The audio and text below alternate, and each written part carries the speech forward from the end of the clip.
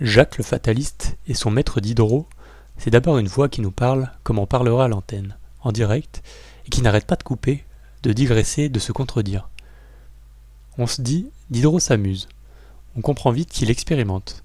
À chaque page, la question revient, malicieuse. Qui mène la danse? Le hasard, le destin, l'auteur, ou bien nous, lecteurs entraînés, malgré nous, à tenir la corde. Le dispositif est simple et génial. Un maître et son valet chevauchent, bavardent, se racontent des histoires. Jacques répète que tout ce qui arrive est écrit là-haut. Son maître, sceptique, exige des preuves. On attend le récit des amours de Jack. Le narrateur s'interpose, prévient, ajourne, s'adresse à vous.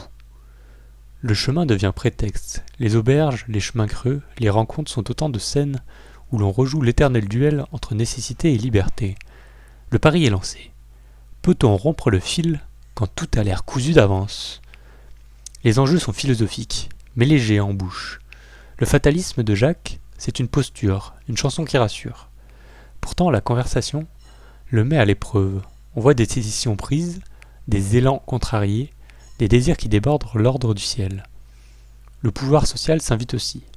Maître-valet, hiérarchie apparente, égalité réelle dans la parole. Et puis la morale vacille. L'épisode célèbre de la Madame de Pommeraye, vengeance raffinée contre un marquis infidèle, interroge la justice privée et l'illusion du contrôle. On croit démêler le vrai du faux. On ressort plus perplexe et donc plus libre. La grande force du livre, c'est sa modernité insolente.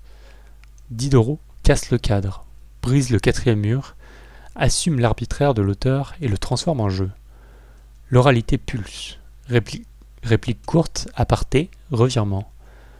On rit souvent, on admire la souplesse de l'essai qui se glisse dans le roman, du conte libertin qui frôle la fable morale. Les faiblesses, il y en a, ou disons des résistances.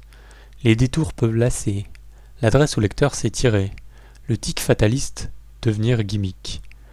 Certaines scènes savoureuses hier entrent aujourd'hui par leur cruauté envers les femmes ou la manière de rire des dominés.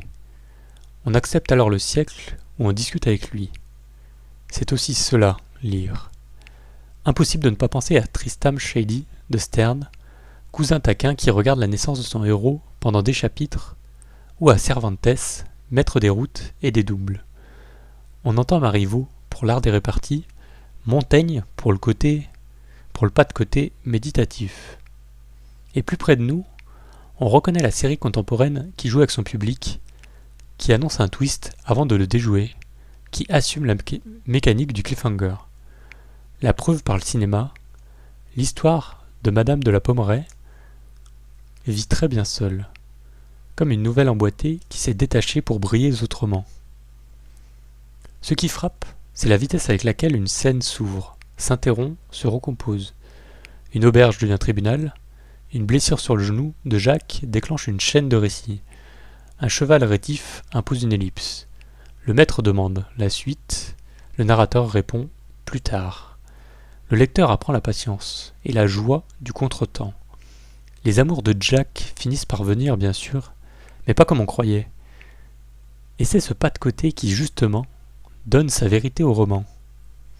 On sort de là avec un sourire et une leçon qui n'a rien d'écolière. Si tout est écrit, Diderot prouve que l'orthographe du destin supporte la rature, la correction au crayon et la réplique qui sauve. Le fatalisme de Jack n'est pas une prison, c'est un refrain dont la conversation change la tonalité. On croyait suivre un chemin fléché, on réalise qu'à chaque bifurcation, c'est la parole qui trace la route. Le destin, chez Diderot, n'est pas nos vies. Il laisse la page blanche et un lecteur curieux.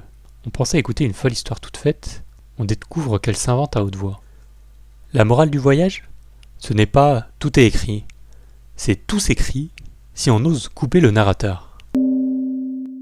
Retrouvez le lien pour commander le livre en version papier ou audio dans la description.